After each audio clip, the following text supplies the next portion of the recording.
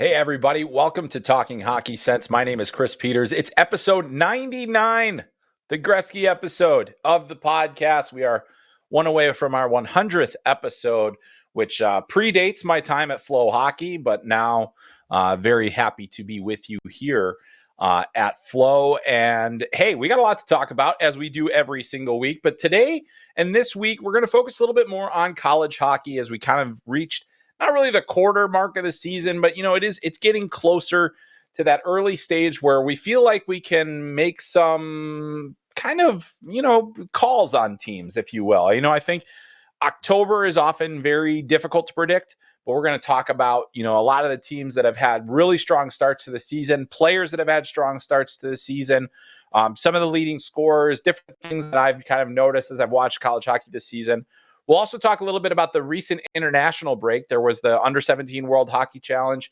The Under-18 Five Nations. There also was a U20 event, which I didn't get a chance to see yet. So, but talk a little bit about some of the top performances from those events as well. And then, as always, I'll answer your questions on this episode of the podcast, which, again, episode 99. It's hard to believe that we are here at this point, but some stops and starts along the way, but we're getting closer and closer to a very nice round number and triple digits as well. So we've got that coming up. But before we get into our college hockey talk, did also want to mention, as always, subscribe to the podcast, watch us on FloHockey.tv or via the Flow Sports app or on YouTube.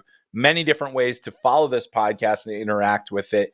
And then also, if you haven't yet, make sure to check out FloHockey and get that subscription for all the live hockey action. I actually just came from a game that you could have watched on FloHockey this morning. There's nothing better than day hockey, let me tell you, but I certainly enjoyed that. So I'm going to take my dramatic sip of water here as we get ready to dive into the college hockey season, because it has been a lot of fun.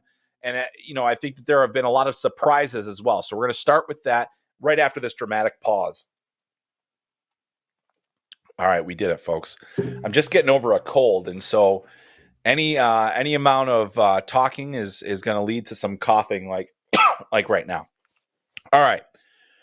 So let's start with perhaps the biggest surprise of the college hockey season. And, I think anybody that's been following the career of Mike Hastings, previously at Minnesota State, previously at the Omaha Lancers, a decorated career as a college assistant as well, they might not be all that surprised that, he turned around things at Wisconsin as quickly as he did.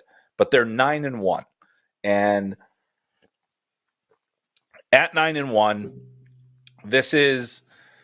it's not just that they're 9-1. You also look at up and down their roster. Their one loss came to North Dakota on the road. They played actually a lot of road games. They played 6 straight road games and came out with just one loss there. So they're 9-1-0. They're 4-0-0 in the Big Ten. They had wins over first-year program Augustana.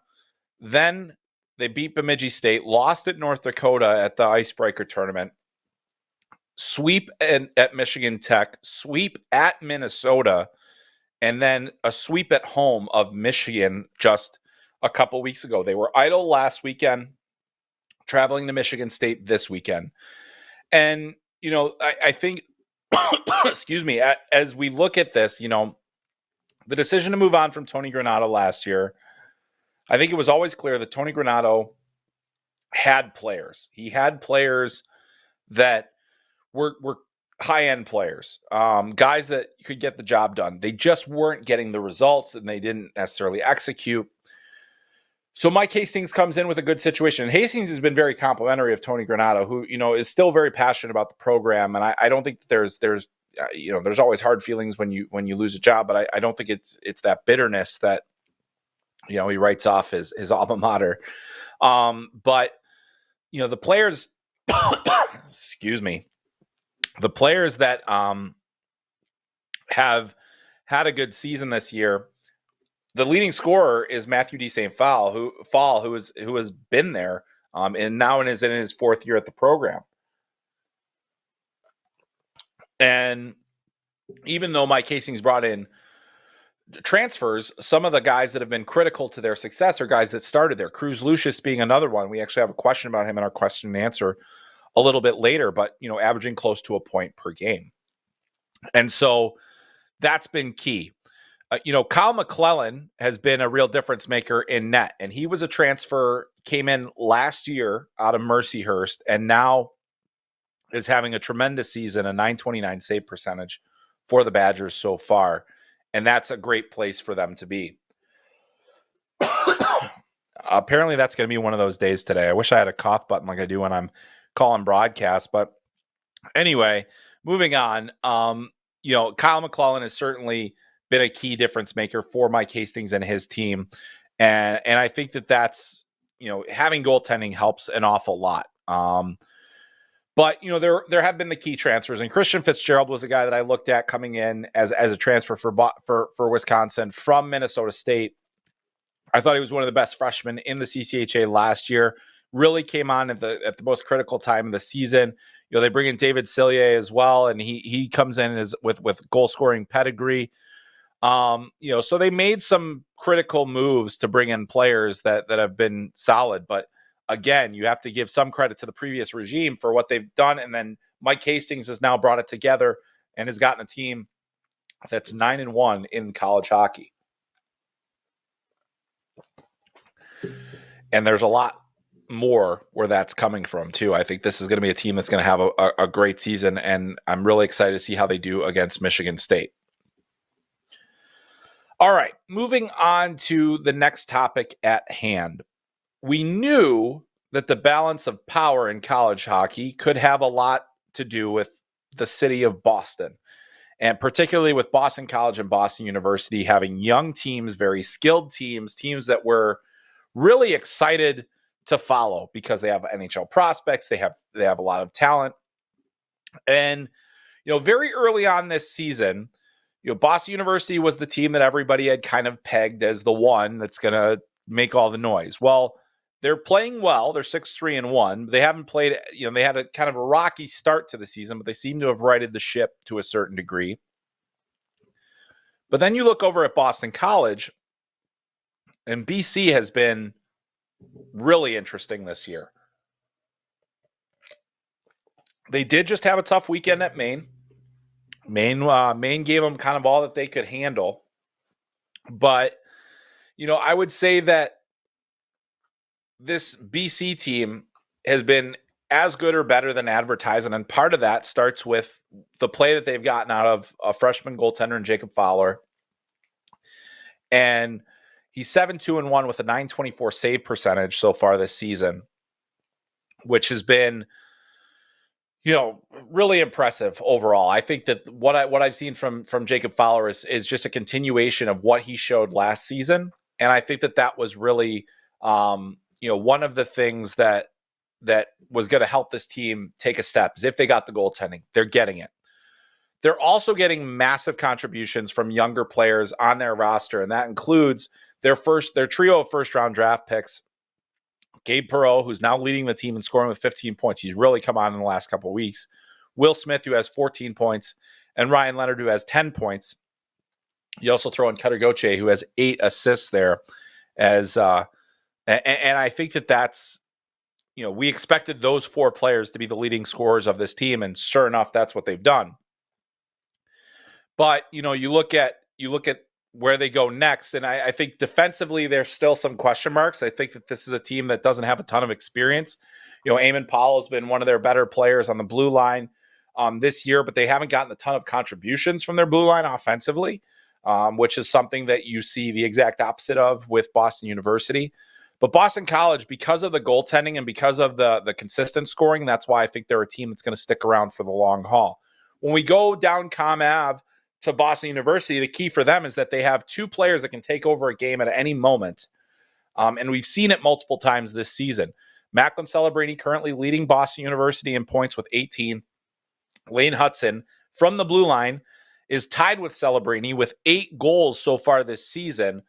And he is averaging 1.22 points per game. So this is a pretty incredible output by that Boston University duo. The question has been, will they get the goaltending? Matthew Caron has not given them tremendous goaltending this year. He's at an .898 save percentage while playing every minute so far for this team. That's something that will need to be corrected. Excuse me. And then also, I'm just going to go ahead and take a cough drop now, so I can hopefully spare you guys a little bit from hearing me cough more. Jeez. But anyway, the getting what you're getting out of Celebrini, getting what you're getting out of Hudson, there has to be more. And I think they have talent throughout their lineup. Luke Tuck's had a really strong season. Jeremy Wilmer has definitely put up some points this year. Quinn Hudson had a big game the other day. But this is a team that's still very young and still has a lot of guys that, might get pushed around a little bit when the tougher season comes along. I think that's what made their series with North Dakota so important. They proved that they could hang with a team that's going to play physically and a team that's going to play defensively and a team that wants to get after you a little bit. And they hung in. One of the other things that's been kind of interesting following Boston University of late is that head coach Jay Pandolfo feels like Macklin Celebrini is being targeted by other teams, and particularly with dangerous hits. Celebrini did sit out a game last weekend, ended up playing in the second half of the series, and he took a shot in that game too. And so Jay Pandolfo really wants to make sure that's not happening to his star player anymore. And you hate to see that, but that's also something that I noticed even last year. Macklin Celebrini is so good that teams are doing whatever they can to knock him off his game. And what I think makes him special, beyond the skill level that he has, is how little he lets that get to him. I'm sure it's annoying to be the guy that's targeted all the time, but Celebrini has definitely, not allowed that to impact him as much as, some other players we've seen do it. He is impossible to knock off his game, and it just speaks to the mental fortitude that he has. And now with 18 points, he's among the national scoring leaders, the top scorers in the country. There are 4 players with 18 points. Macklin Celebrini, at 17 years old, cannot stress that enough. At 17 years old, is in just 9 games, he's averaging 2 points per game in Division I college hockey. It's special. So don't forget about that. It is special. Also among those 4 players are 2 from the University of Denver, and that's Massimo Rizzo and Jack Devine. 18 points apiece for those 2 players on a team that has tremendous depth and experience. And these are 2 guys that bring that more than anybody. Devine has 10 goals this year.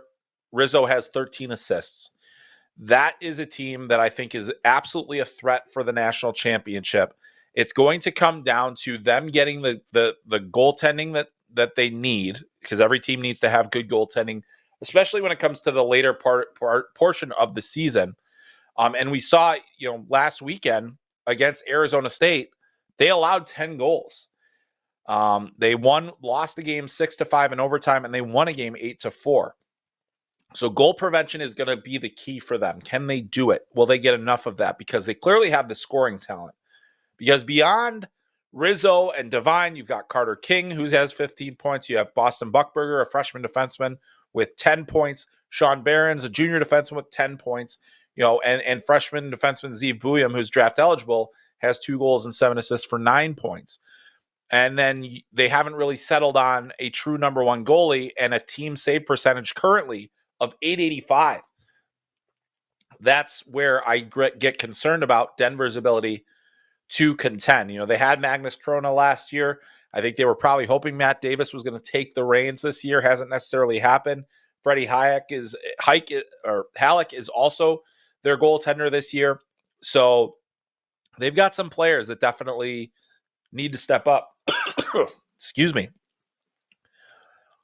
All right. Man, this is not a good day for the podcast, apparently. But you guys will, as long as you will bear with me, I'll keep going. Okay, so let's move on to, Denver again. It comes down to the goaltending. Can they get that figured out? Another one of the stories that's been really exciting for me to follow this year is the resurgence of Maine. And Maine is if you are a fan of college hockey, the University of Maine, at least a fan of college hockey of a certain age, the University of Maine probably holds a special place for you because they were, at a period of time, one of the greatest college hockey programs in the country. And in the early 1990s, they were historically good. You think about Paul Kariya, Jim Montgomery, Garth Snow, all these players that became, NHL players, that became luminaries in the game, and they were one of the best college teams that ever existed. Well, it's been a long time since we've seen Maine get to that point. They've still produced players, but Hockey East championships, NCAA tournament berths, it just has not been part of what's happened in Maine. And, I think that that's starting to change. And I think last weekend was a statement weekend for the University of Maine and their hockey program to say, we are back. And they did it with a 4-2 win over Boston College at Alfond Arena. They did it, they ended up tying a shootout loss in the Hockey East standings, unfortunately. But they're now 6-1-1. 6-1-1. And remarkable in what they have done this season. And who is doing it for them? That is less surprising to me because I thought that the two players that we saw play for the Penticton Vs last year were going to be dominant players in college hockey, and they have been so far. And that is freshman Josh Nadeau and his brother Bradley Nadeau, who was a first-round draft pick of the Carolina Hurricanes. Bradley is leading the team with 6 goals. Josh is tied for the team lead in assists with 7. And on top of that, they've gotten the goaltending that we expected them to get all season from Victor Ostman. Even though he hasn't put up great numbers this year, he gives them a chance in every game. So you've got Josh Nadeau, Bradley Nadeau. A number of other players have really stepped up as well. But Maine looks like they're back, and that is great for college hockey. You have to give a ton of credit to their staff. Ben Barr moved into Maine after winning a national championship and assistant coach at UMass, and has made a significant difference there already. And, he's still a sub 500 record as a coach, but that's going to change very quickly. And I think this season's going to have a lot to do with that. All right, after getting through Maine, let's talk a little bit about North Dakota. And North Dakota is an interesting program because I think they're obviously a proud program, great fan base, but it's been a couple of years since they've really been a competitive team, and now they're kind of back to where we would expect them to be. The question is will they be able to stay there? And the early indications are yes, they can play kind of any way you need them to, and that's been interesting to watch. So looking at the season that they've had to date, they had the split with Boston University. They had a win and a tie at Minnesota State, split with Minnesota. They've played a tough schedule. And then they're the only team that's beaten Wisconsin so far this season and then beat them 2-0.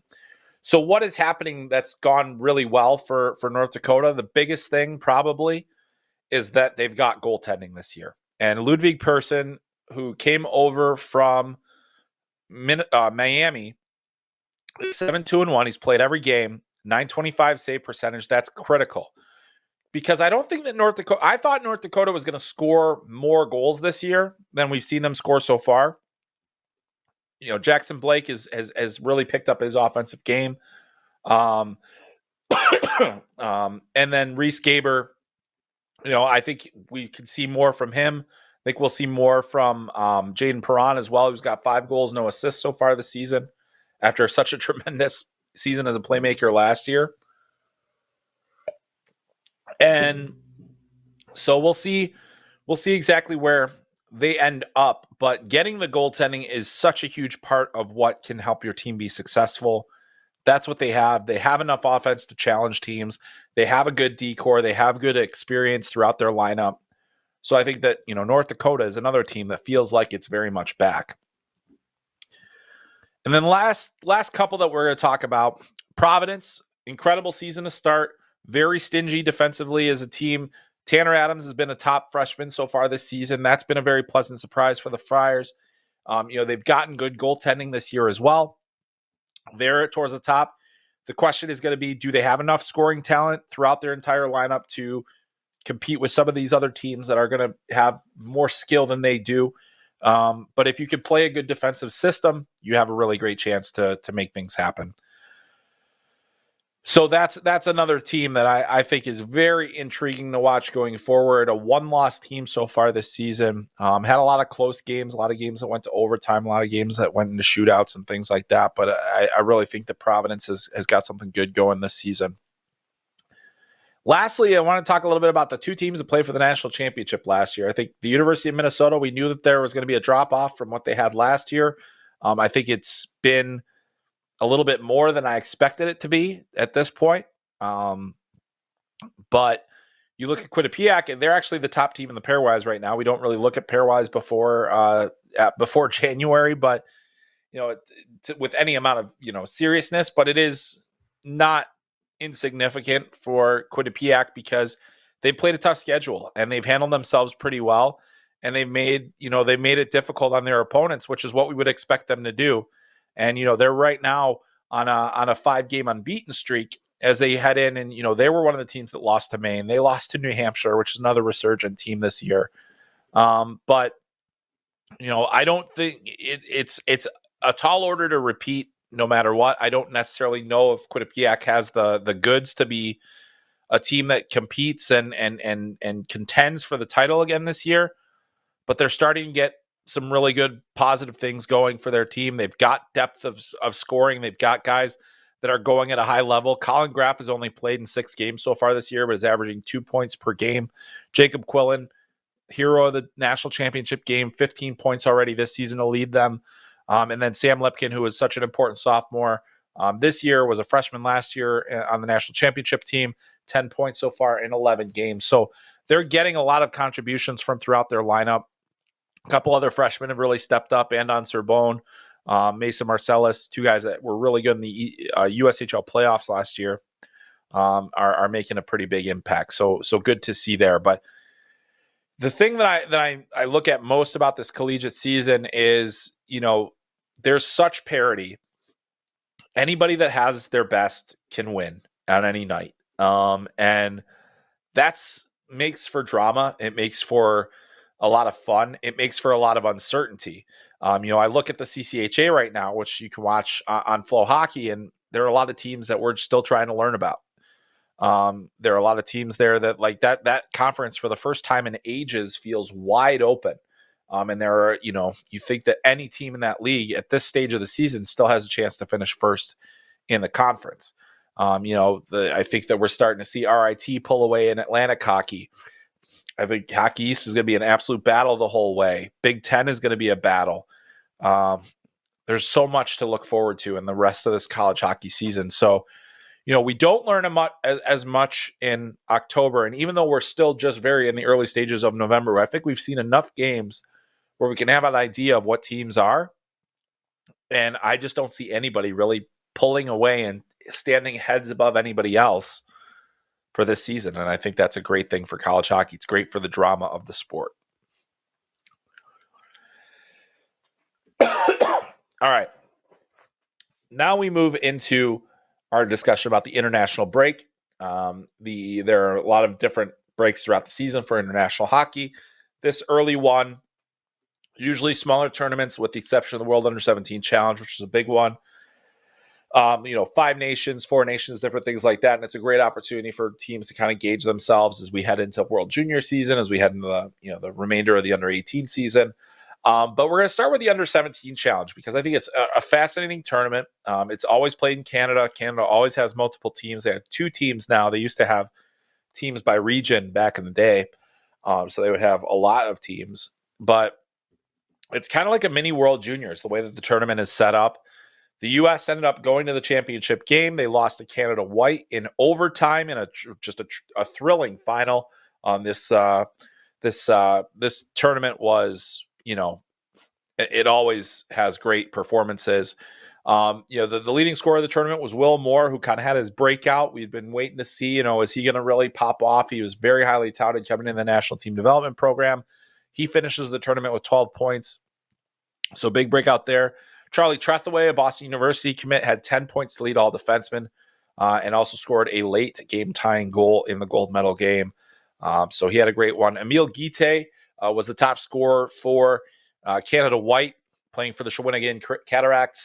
Just a outstanding tournament, 10 points for him, and they get the win. So, that under-17 tournament is always a really unique measuring stick. But one thing that I wanted to point out, so Will Moore, led the tournament in scoring this year with 12 points. James Higgins in that very same tournament had 21 points last year, which just goes to show you how impressive a tournament Higgins had last year. And then he continued that, because we're also going to talk about the under-18 Five Nations that was played out in Finland, I believe. So it's all running together now. But James Higgins had 11 points at the most recent Five Nations, and Team USA ended up winning the tournament. They got a little bit of help from Finland in that one, but he scored a lot. And then having 11 points there, and then and Cole Iserman now up to 21 goals on the season after scoring 3 goals over his last 2 games at that tournament. After not scoring in the first 2 games, which is a bit of a surprise for him. Certainly shot the puck enough, but didn't get him to drop. And then another name to know from that tournament, Alexander Zetterberg had 8 points for Sweden. Sweden did beat the U.S. early in the tournament in overtime. It was a mega collapse by the U.S. and certainly a wake-up call for them as they prepare for their entire season, resting on the World Under-7 or the World Under-18s later in the spring. But Alexander Zetterberg, 8 points for Sweden. A very intriguing prospect, not a big guy, but certainly highly skilled and entertaining to watch. All right. Well, we got through that. Let's talk questions. Let's turn it over to you, the listeners. Lots of questions to get to, and I will answer them quickly so that I will stop coughing on you and you guys can go about your merry day. But our first one comes from Kevin, and Kevin asks, Chris, I know you love the World Junior question, so I'll ask another one. Do you think Cruz Lucius or Gavin Hayes could potentially make the forward group for the U.S.? I know politics are always involved when it comes to picking kids from the CHL, but curious to see if there is a fit for him. Well, I had Gavin Hayes on my roster coming out of the summer camp. I don't think there's really been anything to dissuade me from that. However, you mentioned Cruz Lucius, and Lucius is actually having a tremendous season. And for the top team in the country. So he's had a breakout year. But I have a hard time seeing, with the way that Gavin Hayes played in the camp and the way that he's playing right now for the Flint Firebirds in the OHL, I do not think that he will be left off the roster. I also think that the CHL politics has been a bit overblown. The crazy thing about that is, though, Brad Schlossman recently just wrote an article for the Grand Forks Herald about the sheer number of American talent being in the CHL anymore continues to dwindle. And so there are fewer guys like Gavin Hayes that are kind of faced with that predicament. And I don't think that it makes it a little harder to watch those guys when it's just one or two of those guys. But I think that Gavin Hayes put himself on the map with his summer camp. Cruz Lucius had an okay summer camp. He didn't necessarily stand out there. I did not have him on my projected roster. But you look at the way that he's played for Wisconsin so far, you look at the numbers that he's put up, you look at the familiarity that they have with him from him being at the National Team Development Program. He's intriguing all of a sudden again. He's got 9 points in 10 games so far for Wisconsin. He is a goal scorer. He's a guy that can play with a little bit of heaviness as well. I think he's, tacked on some weight, and that's made him tougher to play against. And so, you look at a guy like him and maybe you put him in a depth role and he'll still thrive. I think it's, for a guy like Cruz, I think ideally you want him in your middle six. And that's where I have a harder time placing him in the roster. So I think both those players are absolutely options for the team. I don't necessarily know if either will, or, if they'll make the final roster, but I do think that Hayes probably has a bit of a leg up just because he can play in a lot of different situations and even got some power play time in camp. So very intriguing to watch that. Next one comes to us from Gabe, and Gabe asks, what do you make of Cole Yzerman in the long term? Is he bound to be the star we all think, or do positional woes and a coupling with elite centermen create pause? That's an interesting question, and I think certainly posing it that way, with the idea of, hey, yeah, he plays with a really good center. He plays, he's not always played with Hagens. They've been separated at various times as well. But the thing about Yzerman in the long term that I think is going to be critical for both him and then, for those of us that are evaluating him is, how many dimensions are there in his game? Is he just a goal scorer? And I think if you're just a goal scorer, you have to be elite at that, which he is. But you have to be, truly special at it.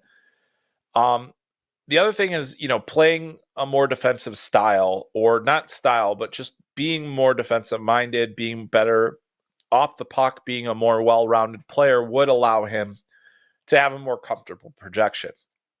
So when I look at Yzerman and Celebrini, who are two of the top guys that we've talked about all season for the draft, I say, well, Celebrini to me is the much more complete player, which is a separating factor for me. However, Cole Yzerman's best trait is one of the things that really helps you win at the next level. Being a great goal scorer is not an easy thing to accomplish. And, I think that he will, continue to be a player of intrigue throughout the season because of that elite trait that he has. We also have to remember, he's scoring at a pace that's close to 80 to potentially score more than 80 goals this season, which means that it's we just haven't seen that. 80 goals, it's never happened at the national team program. Even if he scores more than the 72 Cole Caulfield scored, that's how rare it is that Caulfield went, the record was 55 goals and then Caulfield scored 72. So he destroyed it. And Yzerman is on the pace to get even further past that. So I do think that positional situation, like he is a wing. He does not have the defensive value to be a center. He doesn't necessarily drive play like a center does. He's a finisher. And I think that if you're an elite finisher, you could still be a top tier pick. And I think he will be a top tier pick. The question I have is, how much value will he create in his game away from goal scoring? And that will ultimately determine his long-term projection. All right. Our next one comes from Alex. And this is more of a procedural question, but a good one nonetheless. So this one is the question for the podcast. Can you explain the relationship between the USHL and the NAHL? Thought they were entirely separate, but saw there was a trade between Dubuque and Maine, and the term "sent down" was used in the Christopher Pelosi article. NAHL a farm league at all? Thanks. All right, Alex. Well, thanks for the question. Technically, no. The North American League is not a farm league for the USHL. It is the only tier 2 league in the United States. So tier 1 is USHL, tier 2 is NAHL. What happens in the situation like a Chris Pelosi situation, teams, NAHL teams can loan players, or USHL teams can get players for a certain amount of time. There's an agreement. If a player is to stay, like if Chris Pelosi, like he did last year, stays with the USHL team, I do believe there's some sort of compensation, whether it's like a future considerations thing or it's a player off your affiliate list, something like that. I'm not entirely sure how that works, but there are trades between leagues, in order to acquire players. And, we saw Adam Guyon last year played enough games, a few games with Green Bay, and then stayed with the Chippewa Steel for the remainder of his season in the North American League. So, but just to clearly state it, it's not a farm system. Players can move between the leagues. There can be agreements between teams to have, this player's on our affiliate list. We'd like to have him for this weekend. Can we work something out where he can come play for us? And I think a lot of North American League teams are happy to, they're not happy to lose their player, but they are happy to allow their players to advance and get opportunities and then, potentially come back. But it's not really a formal farm system kind of situation. I think North American League people would probably bristle at even the mention of that. But I think it's something that, I can understand the confusion, but ultimately, there's not that formal of a farm kind of scenario. All right, our next question comes from MVP. It's been a while since he asked a question. Glad to have one on the pod. CP, my Red Wings have way too many prospects that are on the cusp of breaking through, yet we have 0 players that are rookies or sophomores. Do you see the Wings flipping them for immediate help or playing a lot of rookies next season? Yeah, it is an interesting position that the Red Wings have found themselves in the last couple of years, because they have a really good system, or have a number of players that are pretty critical to them getting through. But I would say that where they're at in their rebuild process is still building a little bit more. Like, they've got a lot of good players. They've taken a step as an organization. That's clear. But where do they go from here? And the thing about that is like, according to Pete, there's a lot of players that are kind of on the cusp. And maybe there are, but, I think we're still waiting to see Simon Edvinsson take the step. We're still waiting to see even Jonathan Berggren. Can he take a permanent step? Those kinds of players that you're looking to get in there. I think that in general, we don't see teams trade prospects for more immediate help and have success with that. I think if you are the Detroit Red Wings, you still have to be keeping one eye on the future. And sometimes that means a gradual process in terms of when you're bringing guys in. I think that they have a lot of kind of B-level prospects in addition to some of the A-level guys that they do have. But I just think it's very difficult to win trades that help you enough with prospects. Because if those players go on and have great success elsewhere, you're kind of stuck holding the bag. But I do think that the Red Wings are going to have to kind of stagger how they get players in. Like, I don't think you want next season Nate Danielson to immediately be in there, Simon Edvinsson to be in there, Carter Mazur to be, like, all these guys that are first-year players. It doesn't help you with where you're kind of going. So finding a way to stagger those players rather than trade them is probably the better thing. Or if you feel strongly enough about how a player could help you, and does one of our second-tier prospects allow us to make that move, then I do think you kind of explore that. But I don't think you do it with some of the guys that are top-tier guys, like the guys like Edvinsson and maybe not even like a guy like Mazur, who's kind of like in that next level that doesn't necessarily have the same pedigree. So interesting enough, but a good question. And I think that the Red Wings are a very fascinating franchise to watch going forward here.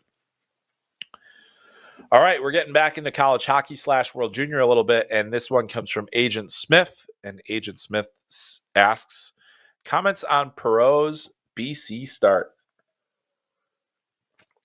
All right, so we are definitely talking about Gabe Perreault, and Gabe has had a very good start to the season. And not only has he had a good start to the season, it's kind of taken a little bit. So, like, he didn't blow the doors off of anybody.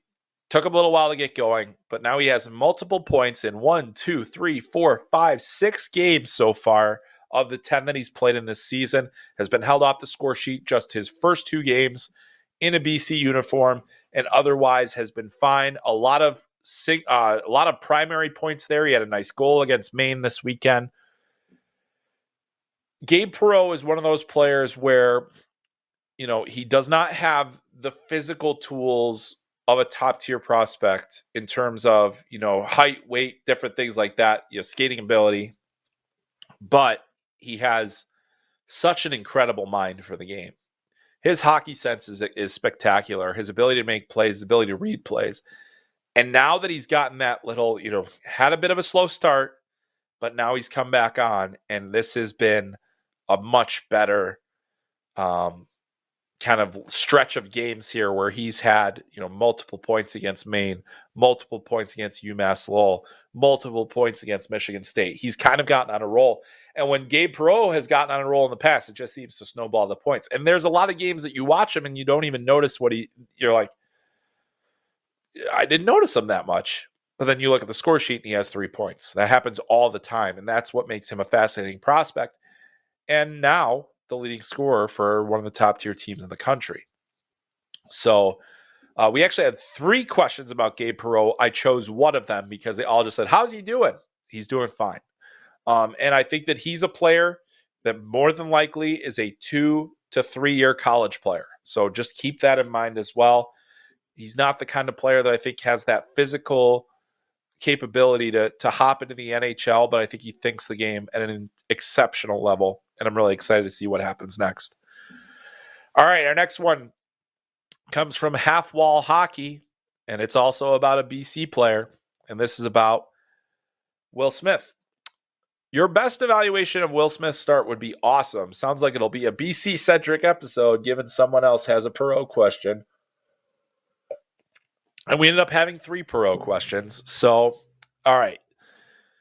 Will Smith, not a lot more that I can say that I haven't already said. I think he is a magician. I think he thinks the game at an exceptional level. I think he makes a ton of plays, and he is second in scoring on the BC scoring list right now.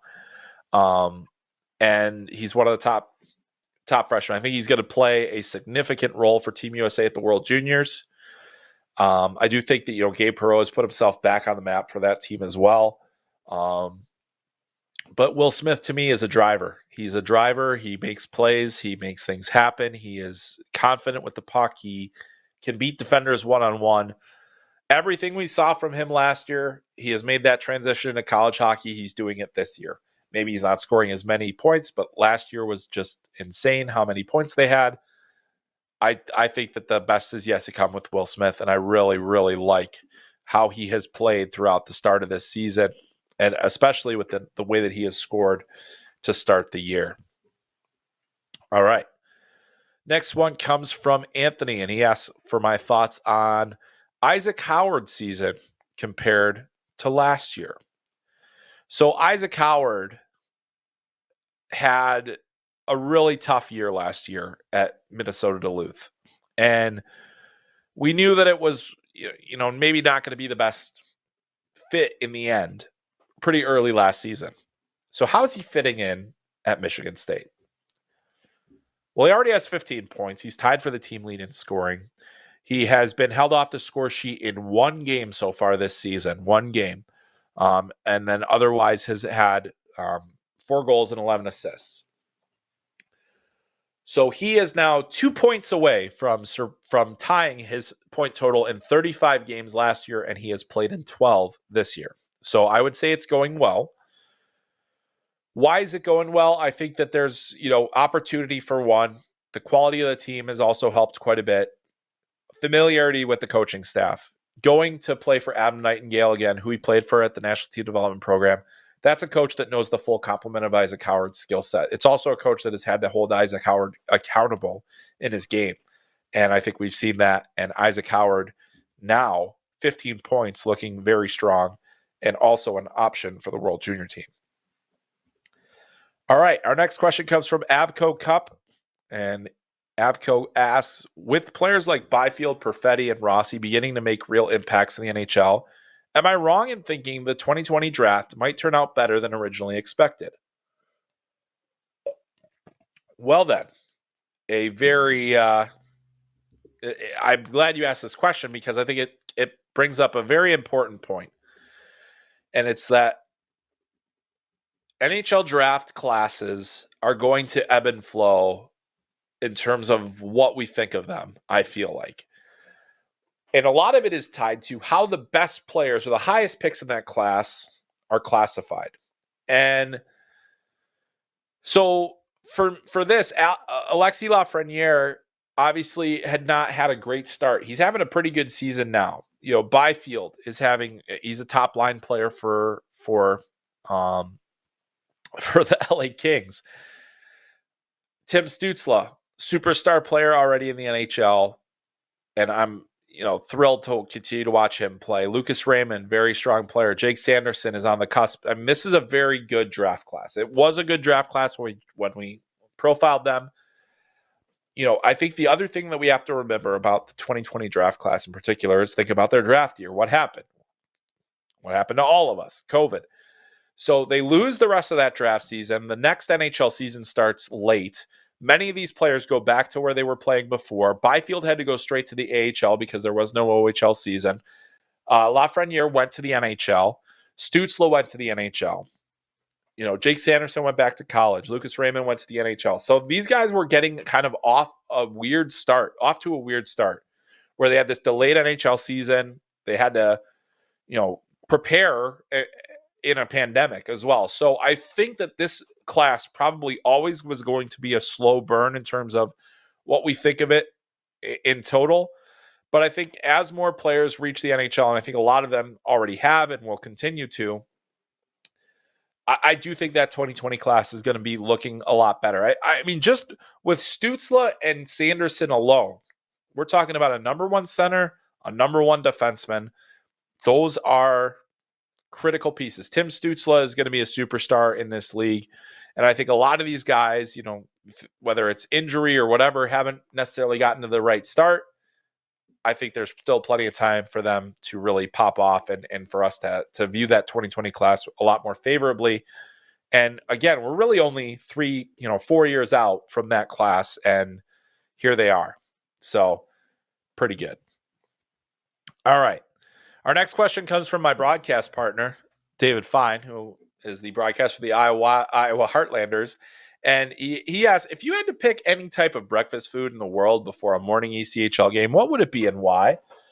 Well, it depends on where you're at in the world. Like if you're in Canada, maybe you'd have a beaver tail before that with a coffee. Maybe you'd get a Timbit or something, or a Tim Hortons coffee. I'm not sure.